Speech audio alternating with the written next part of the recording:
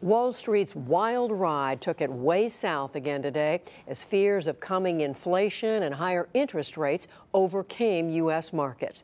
The Dow Jones Industrial Average dropped more than 1,000 points for the second time this week to close at 23,860.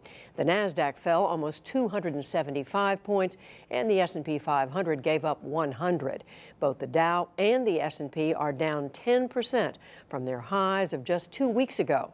That officially signals what experts call a correction. Our other major story tonight, deal or no deal on the federal budget. U.S. Senate leaders labored all day to pass a funding bill that keeps the government running. The House of Representatives waited to cast its own vote as time ticked away. Lisa Desjardins reports.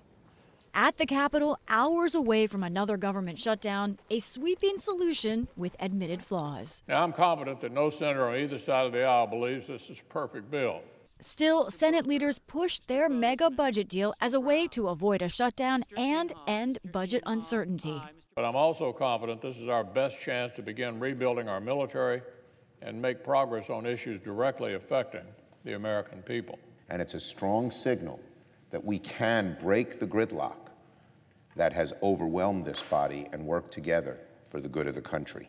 But as the midnight funding deadline drew closer, the Senate floor was mostly empty. That's because a single senator, Republican Rand Paul of Kentucky, objected to an immediate vote, saying he would keep objecting unless the Senate had a chance to reduce the spending in the budget deal. This as most members were still digesting the dense 652-page final bill released overnight. In it, a big boost for defense spending, over $160 billion over the next 2 years. For non-defense, a $130 billion increase. The packed proposal also includes funding for community health centers, a 10-year extension of the Children's Health Insurance Program, and nearly $90 billion in disaster aid for areas hit by last year's hurricanes, wildfires, and other disasters.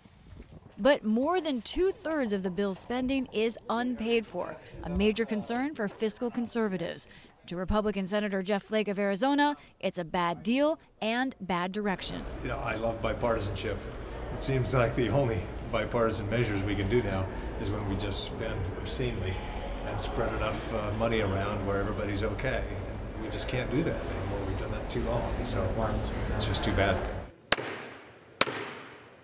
The House will come to order. Separate hurdles await the bill in the House. I'm just telling people why I'm voting the way I'm voting. Democratic Minority Leader Nancy Pelosi says she won't vote for the bill. Today, she again called for House Speaker Paul Ryan to guarantee a vote on protection for DACA recipients brought to the U.S. illegally as children.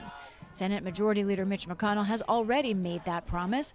The Speaker, who likely needs Democratic votes to pass the bill, insisted that he is committed to a DACA solution.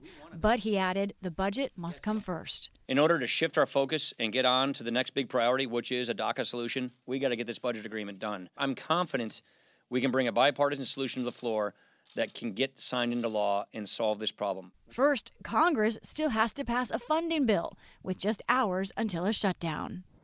But as we speak right now, Senator Rand Paul is on the Senate floor, still objecting, still blocking a vote on this bigger budget bill. And of course, Judy, that means blocking the funding that would avert a shutdown. So we are, what, 6 hours away from when they have to do something. Where do things stand? Okay, let's game this out. In truth, if the Senate were to pass something at this exact instant, it could still take 6 to 7 hours for them to get the bill to the House and have the House be able to vote. So, Judy, I think at this moment, because of the delays in the Senate primarily, we will have technically a shutdown. It could be a few hours into the overnight.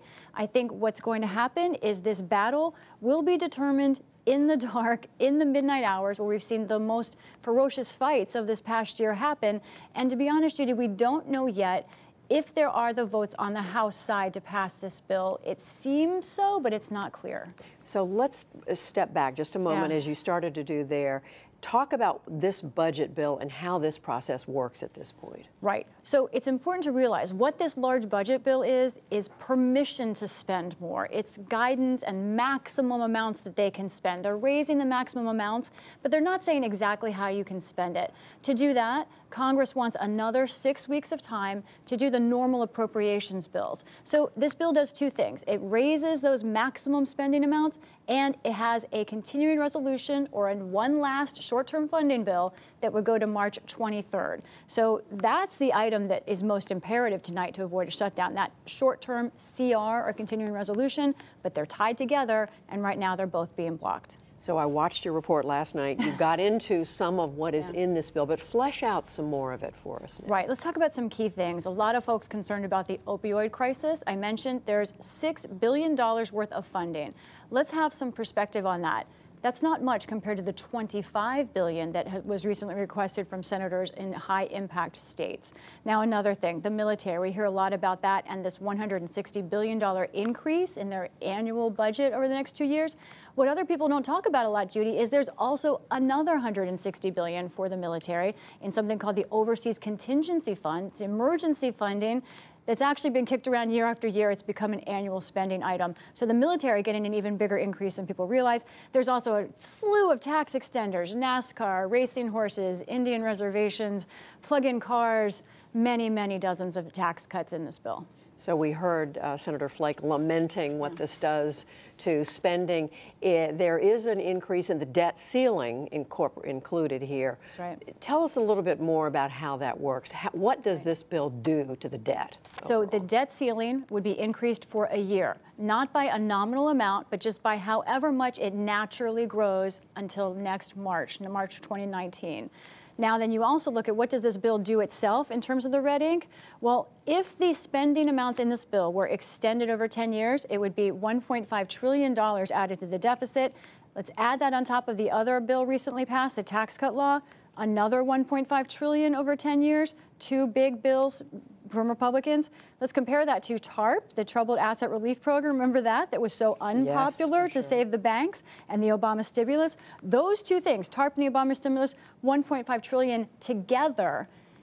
And that's what the amount of each of these bills would add to the deficit. So the Republicans did not like those two bills earlier. That's what started the Tea Party movement. Instead, now they're passing two different bills that would add that much red ink, each of them. 10 years later. And just very quickly, we heard Speaker Ryan talk about immigration. Where does immigration come down here?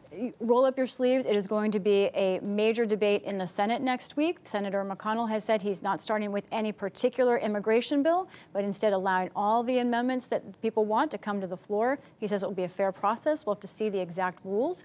It could take more than a week for the Senate to run through all the different ideas that senators have and to vote on all of them. But get ready. Next week will be a very big one in the Senate. I have a feeling the midnight oil in the Desjardins household may be burning again. That's right. A lot of federal workers are going to be up late figuring out if they go to work tomorrow or not. Lisa Desjardins, here we go again. Yeah. Thank you.